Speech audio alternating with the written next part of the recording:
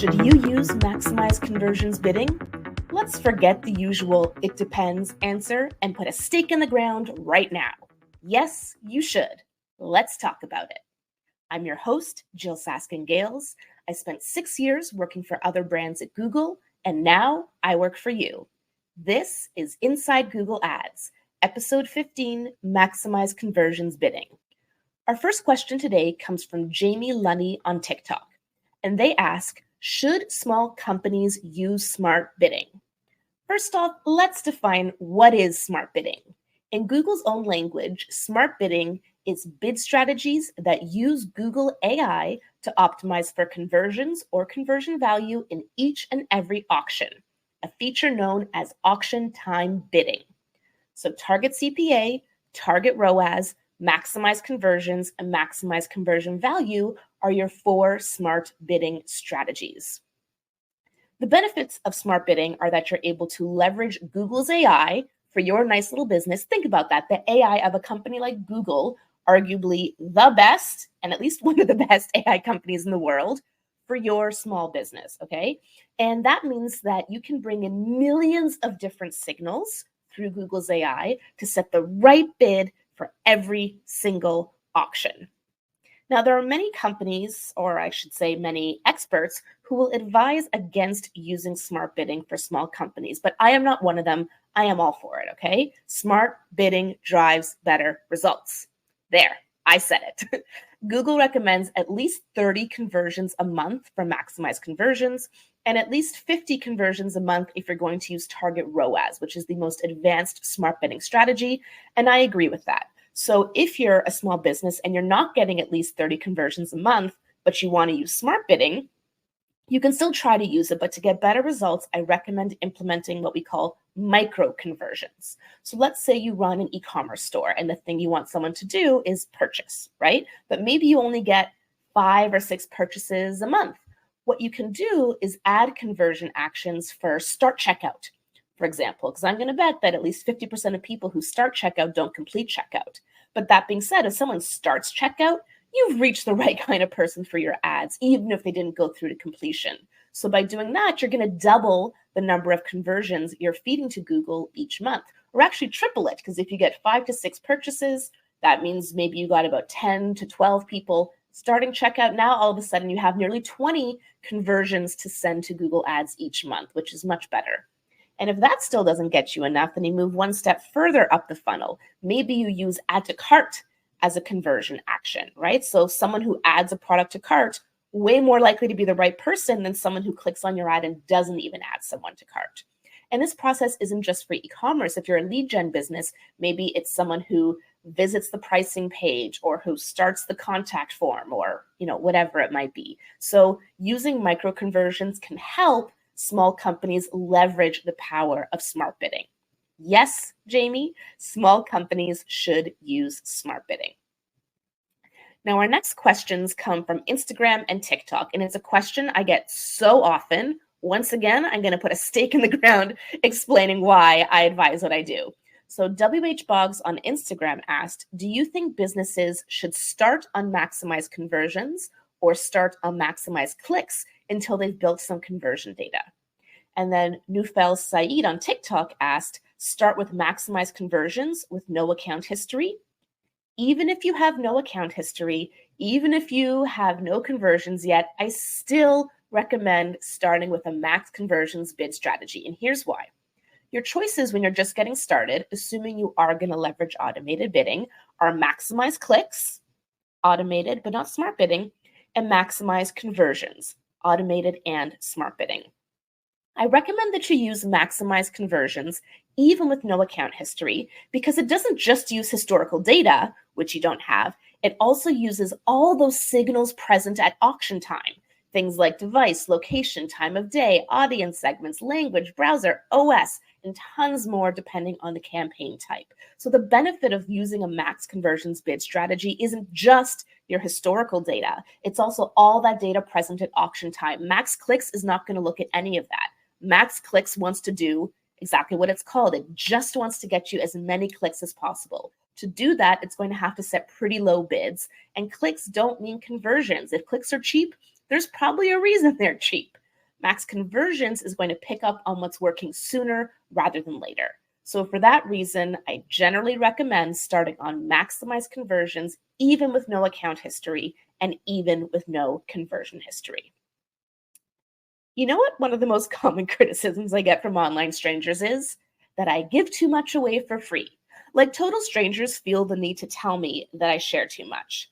It's not like I'm talking about my kids or my marriage or my house. I talk about Google Ads and marketing and solopreneurship. And no, I'm not going to stop.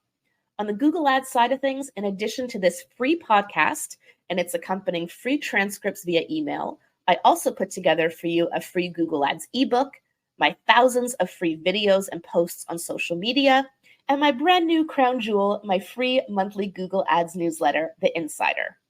Full transparency, it works for me. I get people buying my courses every day inside Google Ads and Google Ads for Beginners. I get people booking coaching calls with me multiple times a week. I do a few Google Ads audits every month. I have multiple ongoing retainers at agencies and large businesses. I'm doing fine. So, strangers giving unsolicited advice can leave me alone. I love the value exchange we've going on here. I love hearing from you when you tell me how you learned something that helped you get better results from Google Ads. So go get more free stuff from me, all right? Download my Google Ads knowledge to your brain. Links for the newsletter, the ebook, the podcast transcript, everything is in the episode description. You can also go to free.jyll.ca, that's JYLL.ca, to grab it all. Our final question today comes from Rory Lees on YouTube. They say, "Hi Jyll, great video and content as per usual. Thank you. Would you recommend max conversions for a fresh campaign in an account that has plenty of historic conversion data? Ideally, we want to drive as many conversions before switching the max conversion value and TROAS. P.S. This is for a search campaign." So one thing I'll start by saying, kind of add on what we talked about in the last question, is bidding strategies work at the campaign level. So the benefit of historical conversion data in the account is just that you know your conversion tracking is working, and you know that at some level you're effectively reaching the right audience with the right message, and your landing page is converting that audience into customers.